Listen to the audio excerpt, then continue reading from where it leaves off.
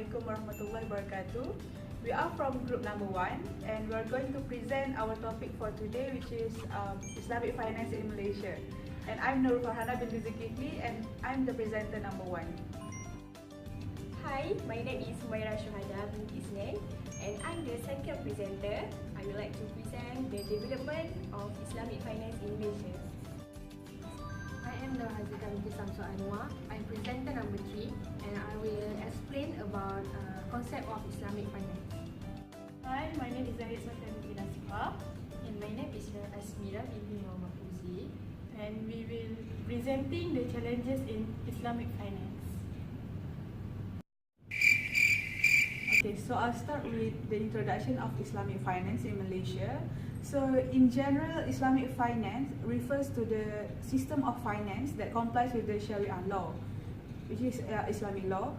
And the underlying principles in this Islamic finance is mutual risk and profit sharing, as well as the assurance of fairness for all. Other than that, the core values in this Islamic finance such as activities that bring societal development to the society. So activities that include interests such as riba, gambling or speculative trading is prohibited in this Islamic finance. So in Malaysia has placed a strong emphasis on human capital development as well as growth on Islamic financial industry to ensure that availability of Islamic finance talent.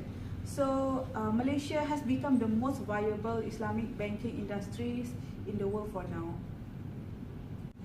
So as at 2008, Malaysia has gained around $72 billion gain from the Islamic finance industry.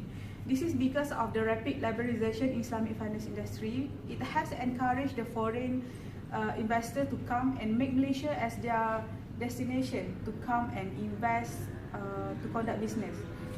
And this has created the diversified and growing community in local and international financial institutions. So that's all from me. I will now pass this presentation to my next presenter, which is Humaira Shuhada. Thank you. The Islamic finance industry has gained popularity all people over the world. The development content of three main sectors, which are banking and finance, takaful and securities.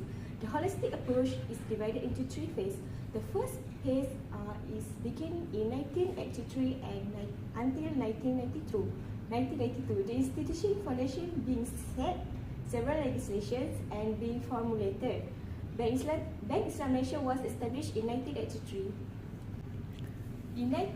In second phase, it's begin in 1993 until 2000. It's allowed the institutional building activities and generation of market vibrancy. Legislative big amendment to allow operations of Islamic banking windows at a commercial bank. Finance Ministry allowed Maybank to operate Islamic banking windows in March 1993. In the third phase, it begins in 2001 until 2010. The phase setting up overall objectives such critique of an efficient, progressive and comprehensive Islamic finance system. The government has identified a four-pronged strategic approach for further development of Islamic finance in Malaysia. The first approach is plan for development framework. The second is legal and Sharia framework. The third is development product and market, and the last one is the enhancement of knowledge and experience. So that's all from me. I will pass to the next presenter, Nur Hazika. For core concept of Islamic finance, a core concept of Islamic finance is that the owner of all wealth in the world is Allah, and humans are merely His trustee. To put simply, it is the application of faith based on norm and principle derived from the Sharia dealing with financial transaction and trade practice. There is two concepts in Islamic finance which are searching for balance in Islamic finance. It's about an economic Islamic that help to ensure that the motive and objective driving the Islamic finance industry are beneficial to society. There is two types of balance which are balancing material pursuit and spiritual need, and number two is balancing individual and social needs. Second concept is how to manage wealth in the way to promote the justice. human must manage wealth in the way to promote the justice and prohibit certain activities.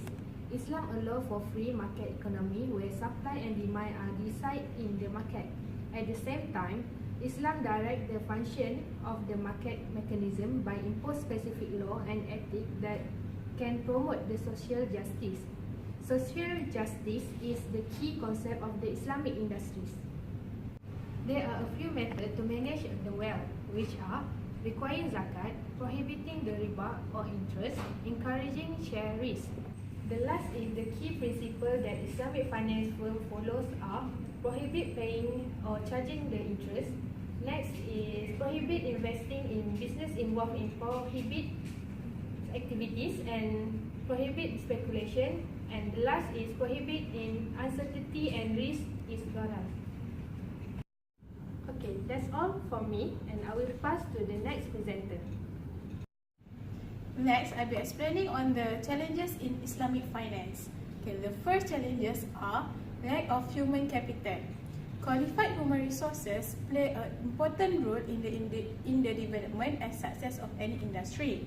Currently, various universities and training institutes are offering courses in Islamic finance, but they also lack of competent human resource to conduct this course. There also remains a huge lack of human resources on the expert level.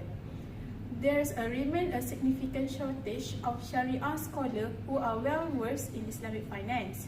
Business schools and religious schools should offer Islamic finance qualification in cooperation and conjunction with industry experts to create the next generation of Sharia expert and professional. Academic institutions should also be encouraged to establish centers of excellence for the Islamic finance industry. Next challenges is Sharia standardization and harmonization. Islamic law accommodates for differences of opinion and interpretation of classical Islamic texts. This leads to different practices and policies adapted across different jurisdictions. This may impact on the growth and internationalization of the Islamic finance industry. Islamic finance laws, policies and practices should be standardized and harmonized in order to create more unification and consolidation within the industry. This would strengthen the industry from Sharia perspective and root out weak and rejected views. Furthermore, Sharia scholars should adapt these policies and procedures to prevent or mitigate Sharia non-compliant risks. The third challenge is lack of public awareness. There remains a low penetration rate and lack of critical mass in the Islamic finance industry. This is due to mainly a lack of public awareness and knowledge of Islamic finance. Islamic banks, regulators and governments should undertake mass awareness programs to drive the growth of Islamic finance and create critical mass for the industry. The fourth challenge is Sharia law and legal framework. There remains a great need to harmonize Sharia law with the existing legal frameworks. This creates huge difficulties and challenges in the event of dispute and legal matters, as Islamic financial concepts are not recognized by the certain legal framework. There should also be a drive to create more innovative product and gradual shift from product and closely resemble conventional financial product such as commodity murabaha and tawarruk. The fifth challenges in Islamic finance is regulation and supervision. So Islamic banks are exposed to various risks such as display commercial risk, equity investment risk, rate of return risk, Sharia non-compliant risk in the event of the perceived non-compliance, and liquidity risk due to the shortage of liquidity product. Other challenges include the divergence interests of investment account holder and the Islamic bank's shareholders. So the sixth challenges is access to finance. Muslim countries have assured a lower level of financial inclusion than other countries in the world. This can be resolved by creating a better business model, reform to increase competition within the banking sector, consumer protection, better credit information and education. So the seventh challenges is monetary policy and liquidity management. So money and interbanking market of Sharia compliant instruments have not yet developed in the most country, in a part because of lack of available instruments. There remains a shortage of Sharia central banking facilities. Moreover, many Islamic banking operate under a dual system of conventional and Islamic banking policy framework and are heavily influenced as a result by conventional banking instruments and conditions. So the last challenges is tax policy. Regulatory or tax reform play an important role for the growth of any industry. There remain various tax issues we need to be resolved in order to level playing field between Islamic bank and also conventional banks. Some of these issues included the treatment of the Islamic finance under income tax, sales tax, specific transaction tax, and the bilateral tax treatment. That's all from our group. Thank you.